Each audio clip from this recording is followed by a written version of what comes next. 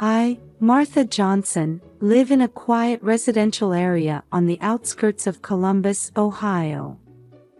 Even at 62, I continue to serve as the organist at our local St. Mary's Church.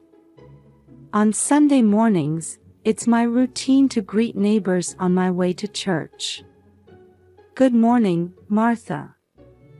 Looking forward to your lovely playing today, Ellen Cooper from next door calls out. Thank you, Ellen. I've prepared something special for today, I reply with an inward smile. Music is my life, and playing at church is a precious bond with the people in this town. When I return home, my daughter Sarah, 35, is preparing breakfast in the kitchen. Welcome back, Mom. How was your performance today? Sarah asks. It went very well. Everyone seemed to enjoy it, I answer, looking around for my grandson Tommy, 8. Is Tommy still sleeping? Yes, he was practicing piano late last night, Sarah replies.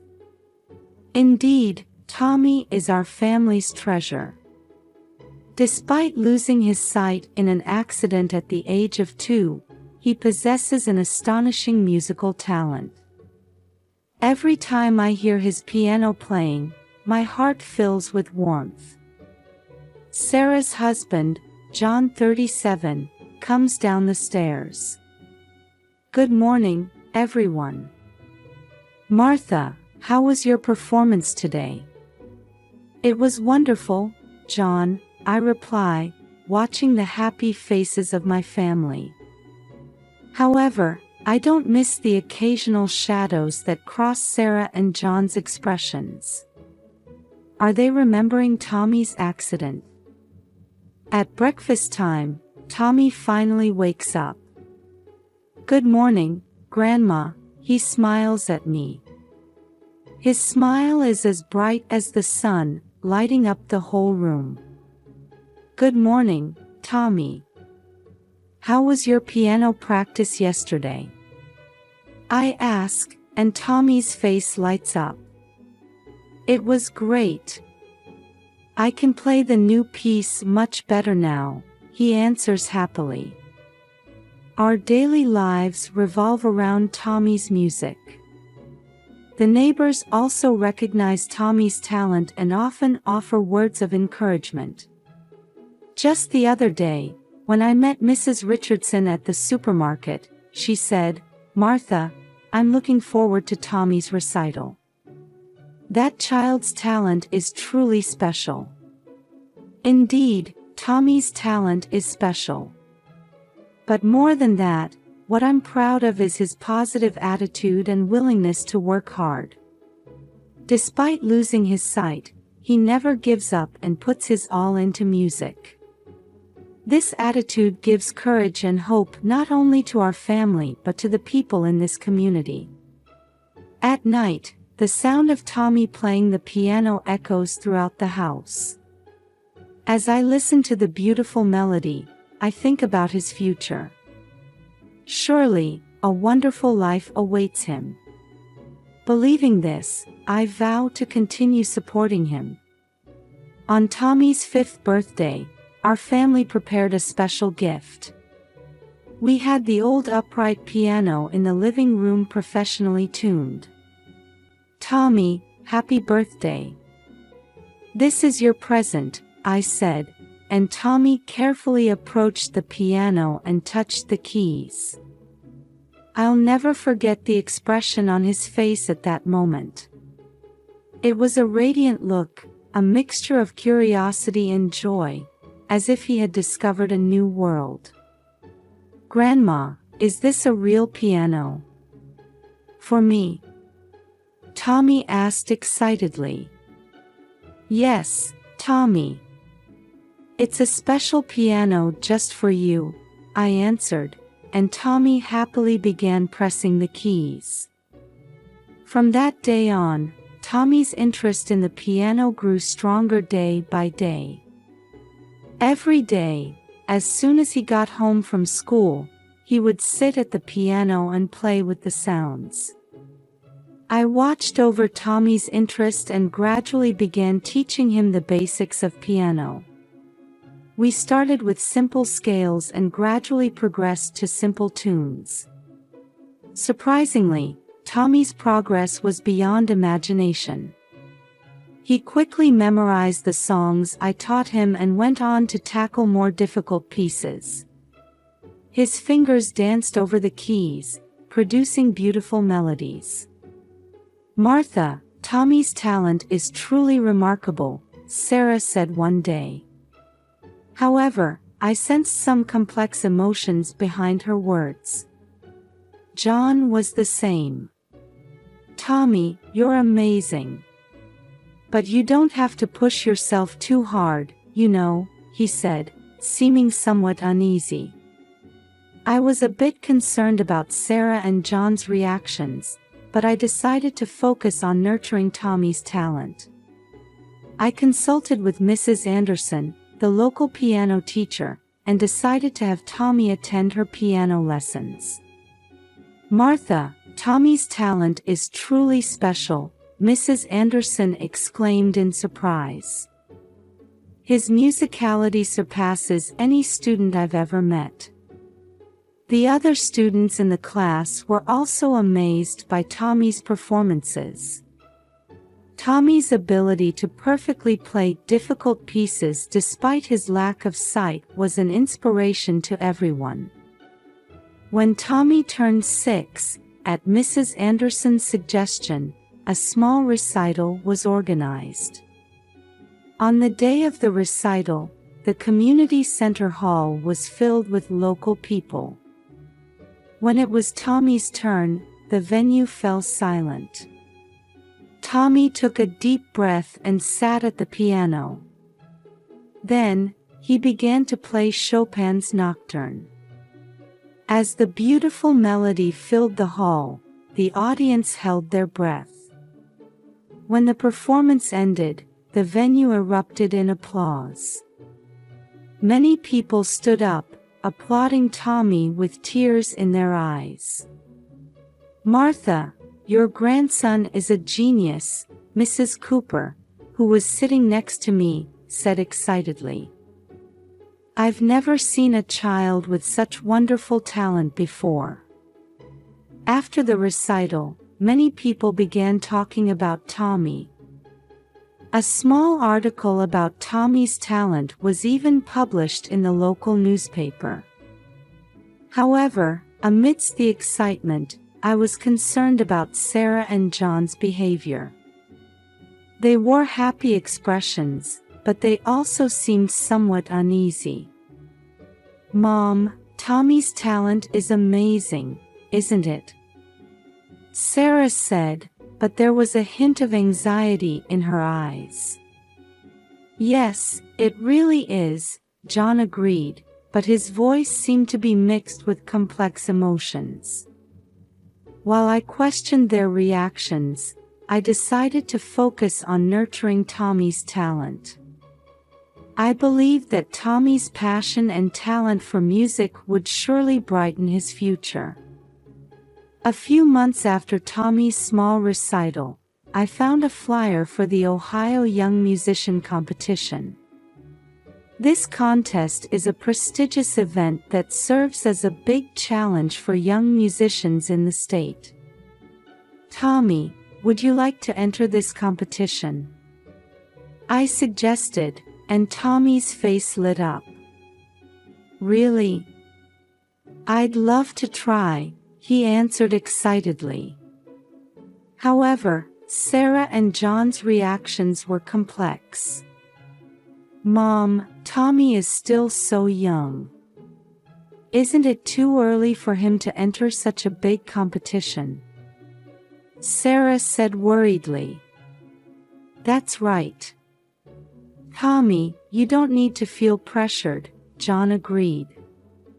However, seeing Tommy's enthusiasm, his parents eventually agreed. And so, we began preparing for the competition. Tommy's practice became more intense than ever. He practiced for an hour before school in the morning, 2 hours after school, and another hour at night, without fail every day. "Grandma, I want to play this part more expressively. How should I do it?" Tommy would ask. I listen carefully to his playing and offer advice. "Well, Tommy, why don't you try playing this part a bit slower and let each note resonate more?" Tommy listens seriously and immediately tries it. His concentration and desire to improve always amaze me.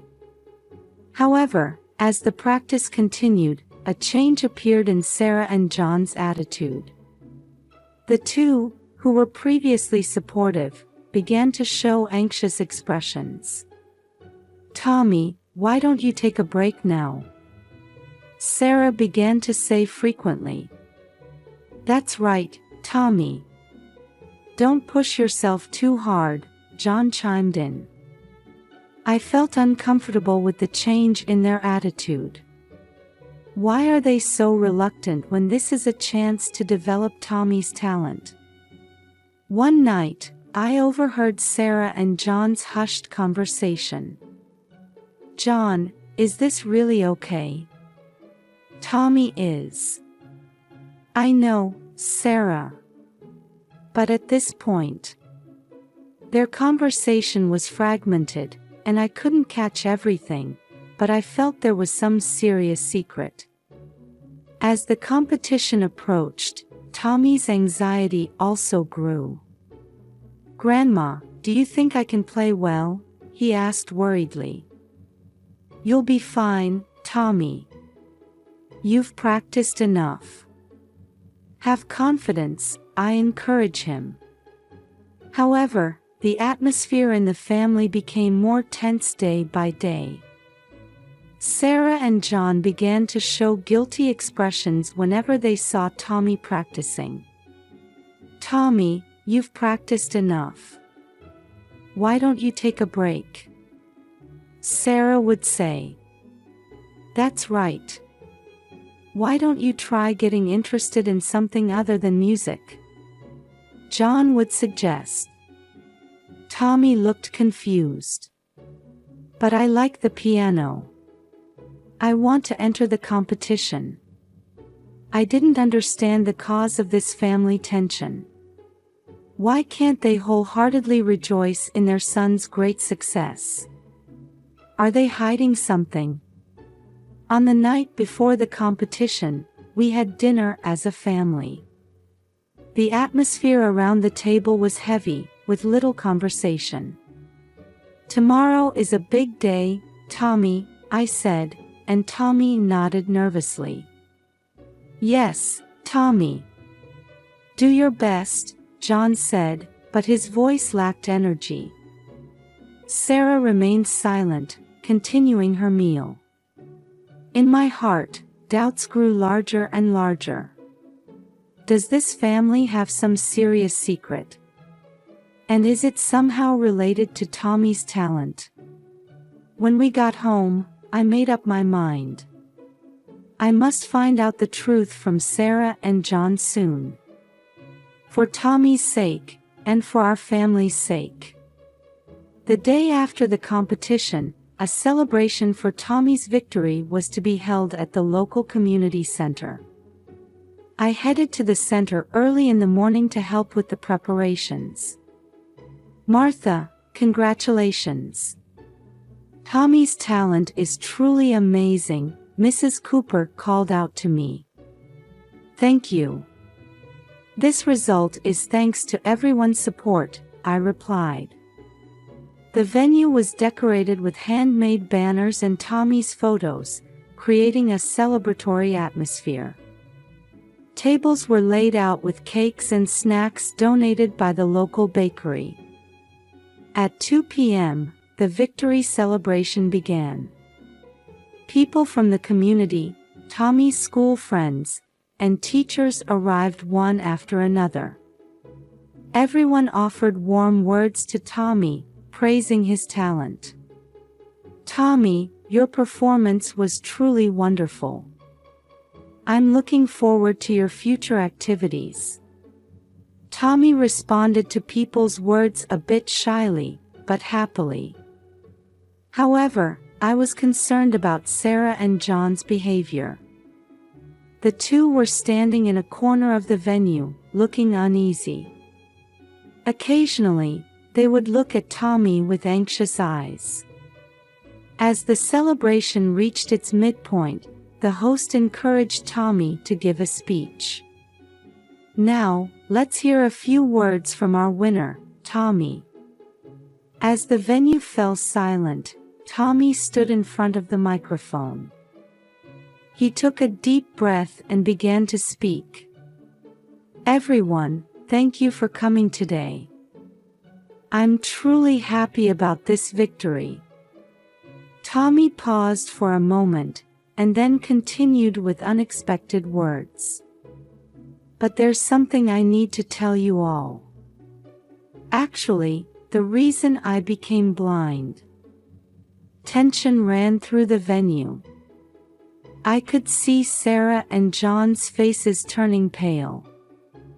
Actually, it wasn't an accident. My parents intentionally. The sudden confession threw the venue into chaos. People raised voices of surprise, looking at each other. My parents deliberately injured my eyes to make me famous. Tommy's words plunged the venue into complete confusion.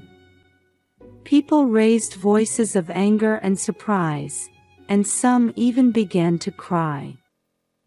I was in a state of shock, looking at Sarah and John. The two were pale-faced and trembling. Suddenly, Sarah cried out, "No. That's not." However, her words were drowned out by the commotion in the venue. The next moment, I saw Sarah and John running towards the exit of the venue. Instinctively, I stood in their way. "Wait! Running away won't solve anything." At my voice, the two stopped. Sarah collapsed in tears, and John stood dazed. At that time, someone seemed to have called the police, as the sound of sirens could be heard. The police arrived and began to assess the situation. The officers are trying to calm the chaotic venue. "Everyone, please calm down. We'll hear the details of the situation." A police officer raised his voice. Tommy quietly approached the police officer and began to tell his story. Sarah and John, accompanied by another police officer, are being questioned in a corner of the venue. I stood by Tommy's side and put my arm around his shoulders. "It's okay, Tommy. No one will hurt you anymore." Tommy nodded slightly and leaned against me. A heavy atmosphere hangs over the venue. People are watching the development of the situation with expressions mixing surprise, sadness, and anger. Mrs. Cooper approached me. "Martha, it must have been hard. Is there anything I can do to help?" "Thank you. For now, I just want to stay by Tommy's side," I answered. The police decided to take Sarah and John to the station. As the two got into the police vehicle, I watched with complex emotions. Anger, sadness, and a strange emptiness fill my heart. The victory celebration ended in a way no one had expected. People quietly left the venue, but with great shock. I hugged Tommy and began preparing to go home. The days ahead will certainly not be easy. However, now that the truth has come to light, we must take a new step forward.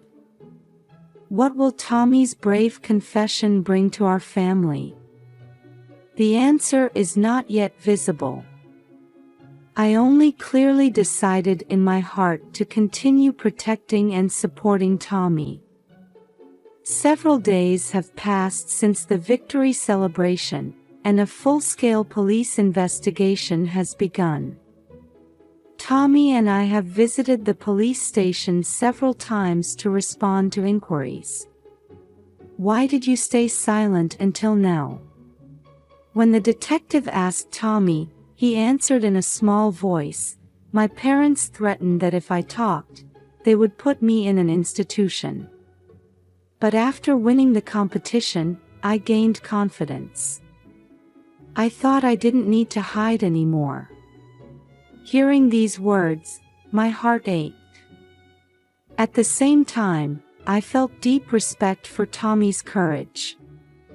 Sarah and John were arrested and charged with child abuse. Their goal was to present Tommy as a child prodigy pianist with a disability and gain financial benefits.